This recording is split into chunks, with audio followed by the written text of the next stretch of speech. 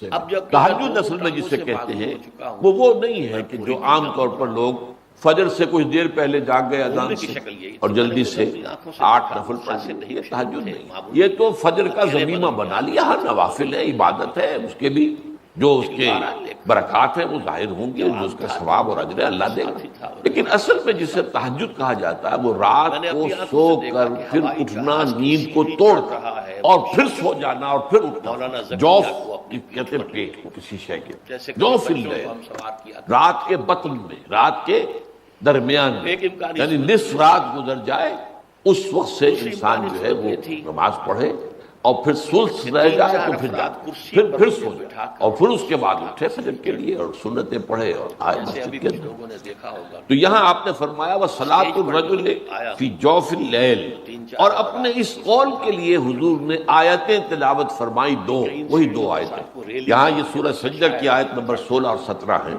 تَتَجَافَىٰ جُنُوبُهُمْ عَنِ الْمَضَاجِعِ، اللہ تعالیٰ اپنے خاص محبوب بندوں کی یہ صفات بیان کر رہا ہے کہ ان کے پہلو اپنے بستروں سے علیحدہ رہتے ہیں، رات کے وقت جاگتے ہیں، بستر پر لیٹیں گے تو سو جائیں گے۔ تتجافیٰ جنوبہم عن المضاجع یدعون ربہم خوفا وطمعا، وہ اس وقت اپنے رب کو پکارتے ہیں، دعائیں کرتے ہیں، خوف کے ساتھ بھی، اس کے مواخذے کا خوف، اس کے عذاب کا خوف، اس کی باز پرس کا خوف، اس کی ناراضی کا خوف، جہنم کا خوف، وطمعا، اور طمع کس کی؟ اللہ راضی، اللہ کے اجر و ثواب کی بھی طمع، لیکن سب سے بڑی طمع کیا ہے؟ اللہ مجھ سے راضی، اس لیے سب سے اونچا مقام یہی ہے، رضی اللہ عنہم ورضوا عنہ، اللہ ان سے راضی ہو گیا، ہوا اللہ سے راضی ہو گیا۔ یہ باہمی رضا ہے، بندہ اپنے رب سے راضی رہے، وہ رہے کہ تسلیم و رضا جو بھی دنیا میں آ رہا ہے اس پر شکوہ، اللہ کا شکوہ جو بھی آ رہا ہے یہ میرے رب کی طرف سے، وہ میرا مولا ہے، آقا ہے، دوست ہے، میرا خیر خواہ ہے، اسے معلوم ہے کہ اس شر کے پیچھے کون سا خیر آ رہا ہے، مجھے کیا پتا، مجھے تو شر نظر آ رہا ہے، خیر نظر نہیں آ رہا ہے۔ اس لیے فرمایا گیا کہ ہو سکتا ہے عسیٰ تکرہوا شیئا وہو خیر لکم وعسیٰ تحبوا شیئا وہو شر لکم واللہ یعلم وانتم لا تعلمون، ہو سکتا ہے تمہیں کوئی چیز بری لگے حالانکہ اس سے تمہارا خیر ہے، این ممکن ہے تمہیں کوئی چیز اچھی لگتی ہو حالانکہ اس میں تمہاری شر ہے۔ اللہ جانتا ہے اس کیفیت کے اندر دنیا کی زندگی گزارے، اللہ تعالیٰ آخرت میں اسے راضی کر دے گا، اللہ اس سے راضی ہے۔ اس قرآن کو اچھی سے اچھی خوشلحانی کے ساتھ پڑھو، من لم یتغن بالقرآن فلیس منا، جو قرآن کو بہتر سے بہتر انداز میں، اچھی سے اچھی آواز میں، خوشلحانی کے ساتھ پڑھنے کی کوشش نہیں کرتا وہ ہم میں سے نہیں ہے۔ بلکہ ایک مرتبہ حضور رات کے وقت آپ گشت پر تھے اپنے ساتھیوں کے حالات معلوم کرنے کے لیے، حضرت ابو موسیٰ اشعری رضی اللہ تعالیٰ عنہ ایک صحابی ہیں، ان کے گھر کے پاس سے گزر ہوا، وہ رات کو تہجد پڑھ رہے تھے، کھڑے ہوئے کیف کے عالم میں قرآن تلاوت کر رہے ہیں، حضور کو بہت پسند آئے ان کی قرات، کافی دیر تک وہاں کھڑے سنتے رہے۔ اب انہیں کیا پتا کون سن رہا ہے، بالکل اسی طرح سمجھ لیجئے ایک بات یاد آئی ہے، حضور فرماتے ہیں کہ جس طرح کان لگا کر اللہ قرآن کو سنتا ہے کسی چیز کو نہیں سنتا، ہمیں نظر نہیں آتا نا، ہمیں معلوم نہیں، ہم قرآن پڑھ رہے ہیں تو سننے والا کون ہے؟ سب سے زیادہ کان لگا کر خود اللہ۔ یہاں اس لیے مجھے یاد آیا کہ ابو موسیٰ اشعری کو کیا پتا تھا کہ کون سن رہا ہے، اپنی کیفیت میں نماز میں تہجد میں قرآن کی تلاوت کر رہے تھے، اور ظاہر بات ہے ان کے گھر ایکڑوں میں بنے ہوئے نہیں تھے، ایک ایک کمرہ، ایک ایک کوئی حجرہ، ایسے ہی تو گھر تھے نا صحابہ کے، لہذا حضور پاس سے گزرے، آواز آئی، کافی دیر سنتے رہے، اس کے بعد آپ تشریف لے گئے، صبح فجر میں ملاقات ہوئی تو حضور نے تحسین کے انداز میں فرمایا، یا ابا موسیٰ انک قد اوتیت مزمارا من مزامیر آل داؤد، اے ابو موسیٰ تمہیں تو آل داؤد کے سازوں میں سے ایک ساز اللہ نے عطا فرما دیا، جس طرح حضرت داؤد لہن داؤدی مشہور ہے کہ جب وہ پچھلے پہر رات کو حمد کے ترانے الاپتے تھے، قرآن میں ہے کہ پرندے شامل ہو جاتے تھے ساتھ، اور پہاڑ وجد میں آتے تھے، پہاڑ بھی ان کے ساتھ شریک ہوتے تھے، تو جس طرح کا اللہ نے ان کو لہن عطا فرمایا تھا، حضور نے تحسین کے انداز میں فرمایا ہے ابو موسیٰ اشعری اللہ نے تمہیں بھی آل داؤد کے سازوں میں سے ایک ساز عطا فرمایا۔ بہرحال قرآن مجید کا جو یہ میوزک ہے، قرآن کے الفاظ کا جو حسن ہے، جہاں تک حسن معنوی ہے وہ تو ہر لفظ میں ہے، لیکن یہ حسن ظاہری، حسن صوتی، حسن لفظی، یہ اپنے کلائمیکس پر آپ کو نظر آئے گا سورہ رحمان میں، لیکن قرآن میں یہ سورت اس اعتبار سے بھی ممتاز ہے، اس کی 4 آیات پر ذرا توجہ کریں گے، عجیب حقائق سامنے آیا، جہاں یہ قرآن مجید کے حسن صوت اور حسن لفظی کی معراج ہے، وہیں اس کی پہلی 4 آیات میں 4 چوٹی کی چیزوں کا ذکر ہے، سب سے اونچی چیز ہے۔ پہلی آیت کیا ہے؟ الرحمن، ایک آیت ہو گئی۔ رحمان کیا ہے؟ اللہ کا نام ہے۔ کبھی آپ نے غور کیا اللہ کے ناموں میں سب سے پیارا نام کون سا ہوگا؟ رحمان۔ کیوں؟ اس کا مادہ کیا ہے؟ رحمت۔ ہمیں سب سے بڑھ کر جس چیز کی ضرورت ہے وہ کیا ہے؟ رحمت خداوندی۔ نام اچھی طرح سن لیجئے اس حضور کے قول کو۔ حضور فرماتے کوئی شخص جنت میں مجرد اپنے عمل کی بنیاد پر داخل نہیں ہو سکے گا جب تک کہ رحمت خداوندی دستگیری نہ کرے۔ کسی صحابی نے بڑی ہمت اور جرأت کا ثبوت دیا کہ پوچھ لیا کیا حضور آپ بھی؟ جب آپ نے فرمایا کوئی شخص داخل نہیں ہو سکتا جنت میں محض اپنے عمل کی بنیاد پر جب تک کہ رحمت خداوندی جو ہے وہ دستگیری نہ فرمائے۔ پوچھا گیا کیا آپ بھی؟ آپ نے فرمایا ہاں میں بھی۔ آپ انداز کیجئے کہ اگر محمد الرسول اللہ بھی رحمت خداوندی کے ضرورت مند ہو تو تابع دیگرہ چے رسد ہماری تو سب سے بڑی ضرورت رحمت خداوندی۔ اب یہ رحمت جو ہے قرآن مجید میں اللہ تعالیٰ کی یہ شان 2 الفاظ کے ذریعے سے آتی ہے، رحیم اور رحمان۔ اور کوئی مادہ نہیں ہے جس سے 2 نام بنتے ہوں اللہ کے، لیکن یہ مادہ ہے واحد رحمت کا کہ جس سے رحمان بھی ہے رحیم بھی ہے۔ رحیم صفت مشبہ ہے، رحمت دائم ہو جائے گی، مستقل ہوگی تو رحیم کہیں گے۔ اور رحمان اس میں رحمت کی ہے وہ شان ہے کہ جیسے ٹھاٹھے مارتا ہوا سمندر ہو، ہیجان کی کیفیت، طوفانی کیفیت۔ رحمت خداوندی کا طوفانی جوش وہ ہے رحمان۔ آپ تو رہتے اس علاقے میں ہیں، آپ کو معلوم ہے عرب اگر بھوکا مرا جا رہا ہو تو کیا کہے گا؟ انا جوعان۔ پیاسا مرا جا رہا ہو انا عطشان۔ بہت غضبناک ہوگا غضبان، غضبان آصفہ قرآن میں آیا ہے، بہت غضبناک۔ رحمان جس کی رحمت جو ہے جوش میں ہے، ٹھاٹھے مارتے ہوئے سمندر کے مانند۔ تو یہ اللہ تعالیٰ کے ناموں میں سب سے پیارا نام۔ اب آگے چلیے، الرحمن علم القرآن، رحمان نے قرآن سکھایا۔ رحمت خداوندی کا سب سے بڑا مظہر، رحمان کی رحمانیت کا سب سے بڑا مظہر قرآن ہے۔ ان میں جو منطقی ربط ہے اس کو سمجھتے جائیے۔ اچھا آپ یہ سوچئے جو علم بھی انسان کو حاصل ہوا وہ کس نے دیا؟ اللہ نے۔ سائنس کا علم کس نے دیا؟ اللہ نے۔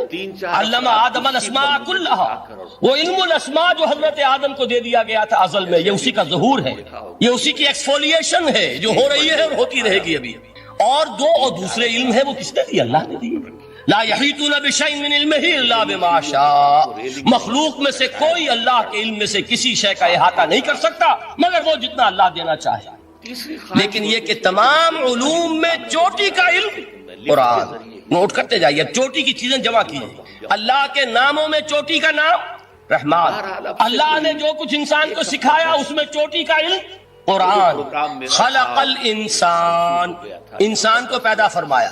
سوال یہ کہ حیوانات کو کس نے پیدا فرمایا؟ آسمان کس نے پیدا کیا؟ زمین کس نے پیدا کی؟ فرشتے کس نے پیدا کیے؟ کیا مطلب خلق الانسان؟ اس کی تمام مخلوقات میں اس کا کلائمیکس، اس کی تخلیق کی معراج، اس کے تخلیق کا نقطہ عروج انسان ہے۔ یہ ہے کہ جو مسجود ملائک بنا ہے۔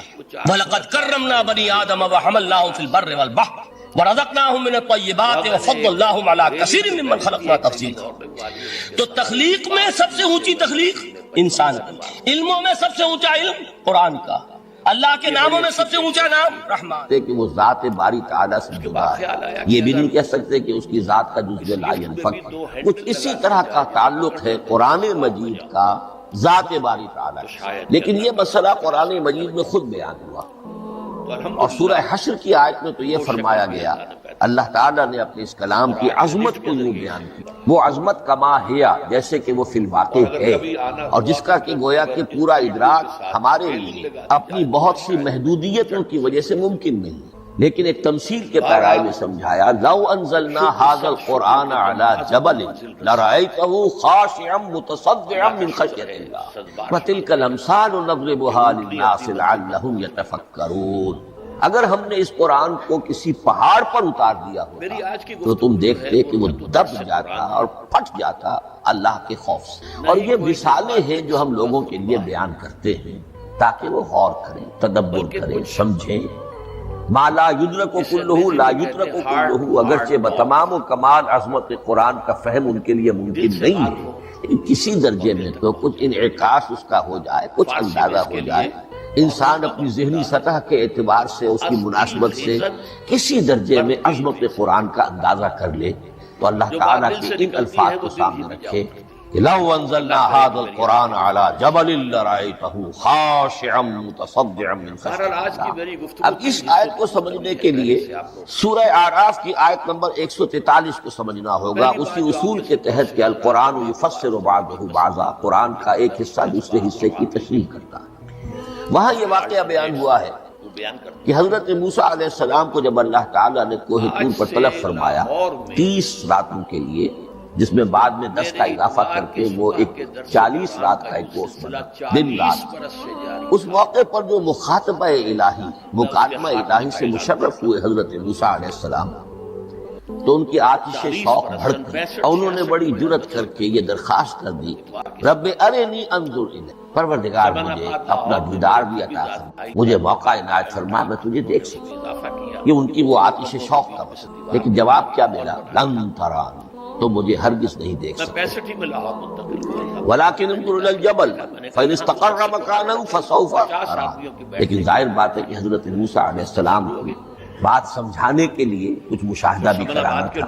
فرمایا تم مجھے نہیں دیکھ سکتے، البتہ اس سامنے کے پہاڑ پر نگاہ جماؤ، ہم اس پر اپنی ایک تجلی ڈالیں گے۔ یہ اگلی الفاظ کے اندر وضاحت ہے، میں یہاں پہلے سے بیان کر رہا ہوں سمجھانے کے لیے۔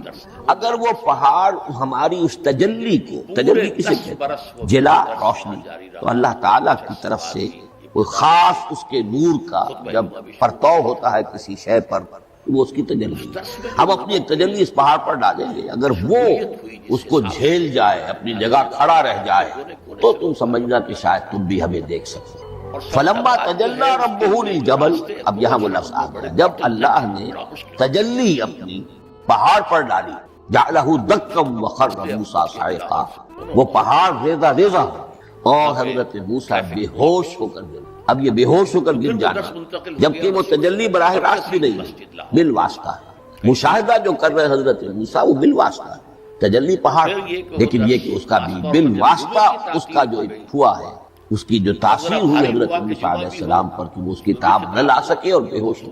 یہاں سے یہ بات سمجھ میں آتی ہے کہ یہ تجلی یہ ذات باری تعالیٰ تھی جس نے کوہ طور کو جلا کر بھسم کر دیا یا ٹکڑے ٹکڑے کر دیا، ریزہ ریزہ کر دیا۔ اب ذات الہی کے ساتھ جو تعلق ہے کلام الہی کا، اور یہ صفت جو لا عین ولا غیر کے درجے میں ہے ذات کے ساتھ،